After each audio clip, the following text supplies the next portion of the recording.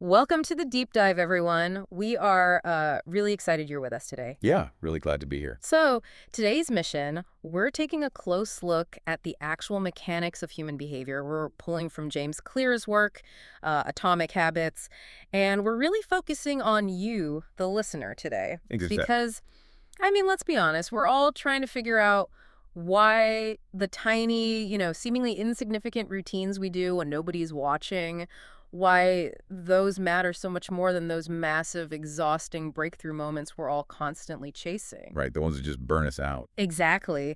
It's hopefully going to be the perfect cognitive bomb if you're a professional who's just feeling completely anxious or burnt out right now. I think it will be because, we live in a society that is just completely obsessed with a goal-first mentality. Oh, totally. We define ourselves by the finish line, right? Like, I'll be happy when I finally get that promotion, or I'll be successful when I lose this specific amount of weight. Yeah, it's always I'll be happy when. Exactly. But psychologically, living goal first puts this incredible and, frankly, totally unsustainable amount of pressure on our daily lives.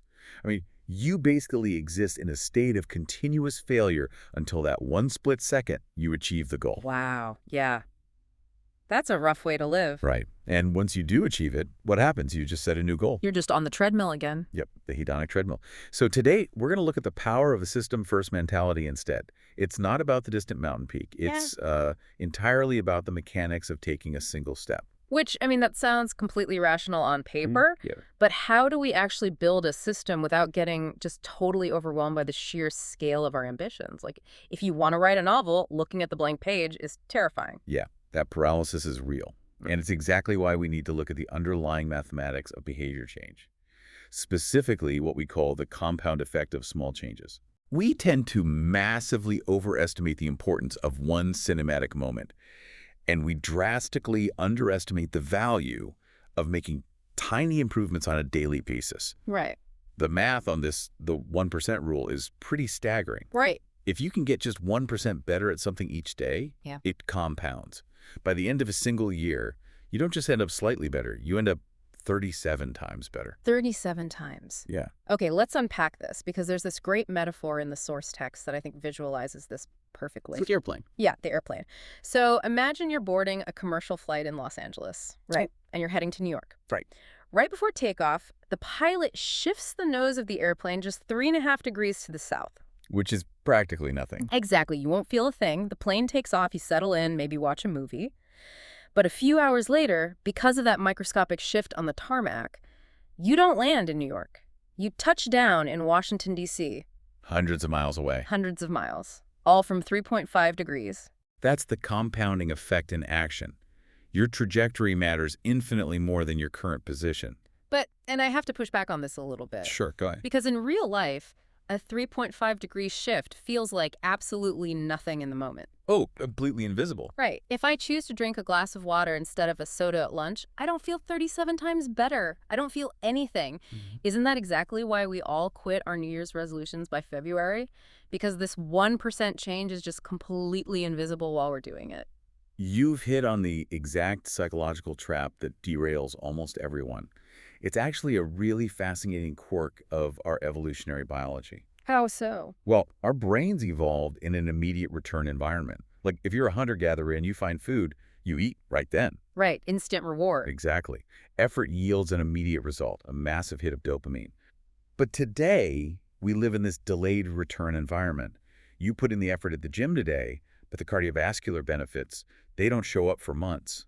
Yeah, the mirror looks exactly the same the next morning. Exactly. And this mismatch introduces a crucial concept.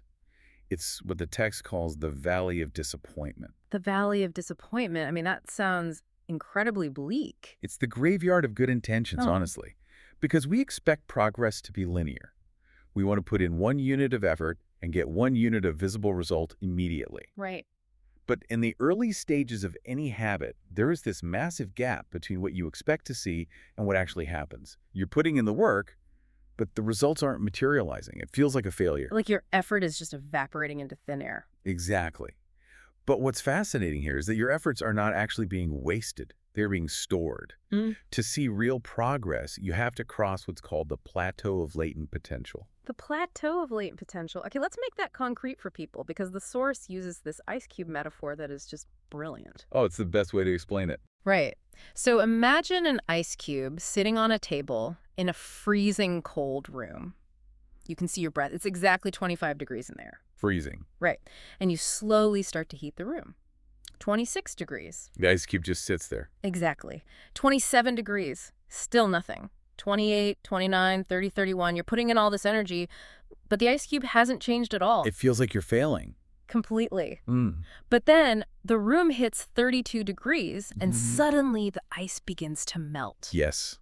And the key takeaway there is that the final 1 degree shift, that didn't do all the work. Right. It was all the degrees before it. Exactly. Yeah. The visible breakthrough at 32 degrees was only made possible by the stored energy of everything that came before. The work wasn't wasted between 25 and 31. It was latent. I really want the listener to apply this to their life right now because think about it. You might be exhausted from grinding away at your job all week. You're sending emails, building spreadsheets, and it feels like nobody is noticing. Oh, we've all been there. Or maybe it's in a personal relationship and you're trying so hard to communicate better and it just feels like you're hitting a brick wall. It is so easy to look at that unmelted ice cube and think, I'm failing. Right. But you're not failing. You're just sitting at 29 degrees. Your current efforts, that invisible hard work, you are just storing energy for that 32-degree breakthrough. That's beautifully said. You're literally building the neural pathways in your brain. It's physical work. Yeah. But, of course, the problem is that knowing the ice will eventually melt doesn't make it any easier to sit in a freezing room, right? Exactly. Because if the results take a long time to show up, how do we stay motivated? Like, where do we find the fuel to keep going when we're in that valley of disappointment? This is where we have to fundamentally pivot. We have to stop focusing on getting a result, and we have to shift our entire focus to becoming a person. Becoming a person. Yes. Real behavior change, sustainable change, happens at the level of identity. So instead of saying, I want to run a marathon, you say, I'm a runner. Precisely. If your motivation is tied to the outcome of the marathon, you'll probably quit when progress gets slow. But if your motivation is tied to your identity, the action itself becomes the reward. You run because it's simply an expression of who you are. Okay, but how do you actually do that? You can't just look in the mirror, having never run a mile in your life, and be like, I am a runner. Your brain is going to call your bluff. Oh, your brain knows you're lying. Totally. Yeah. You can't just assert an identity. You have to prove it to yourself. Yeah. And that's where we get to the idea that every action you take is like a vote being cast at a ballot box for the type of person you wish to become. Here's where it gets really interesting, because I think we can use an analogy to help the listener visualize this. Let's hear it. Think of it like a political election. Okay. You don't need a unanimous vote to win an election and change your life, right? You just need a simple majority. Right. You don't need every single person to vote for you. Exactly. So you can make mistakes. You can cast a few bad votes. You can skip the gym one day or eat the junk food. Those are votes for the old identity, sure. But as long as you cast a majority of your votes for the new identity, you still win the election. I love that. And it is so important because this framework removes the paralyzing pressure of perfectionism. Which ruins everything. It really does. Perfectionism demands a unanimous vote. People think, oh, I broke my streak, the whole system is ruined, I might as well give up. The classic what the hell effect. Exactly. But if you view your behavior as casting votes, one missed day is just one dissenting vote. It doesn't overthrow the whole government. It doesn't erase the hundreds of positive votes you've already cast. Okay, so let's get really pragmatic for a second. Let's say the listener wants to start casting these good votes today. They're totally on board. Right. But it's Friday night, they're completely exhausted from a long week, and their willpower is essentially at zero. How do they actually begin? This is where we bring in the 2-minute rule. The 2-minute rule? Yes.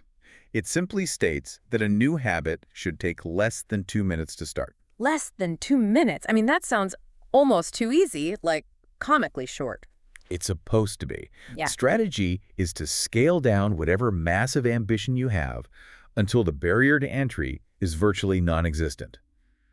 Read before bed becomes read 1 page.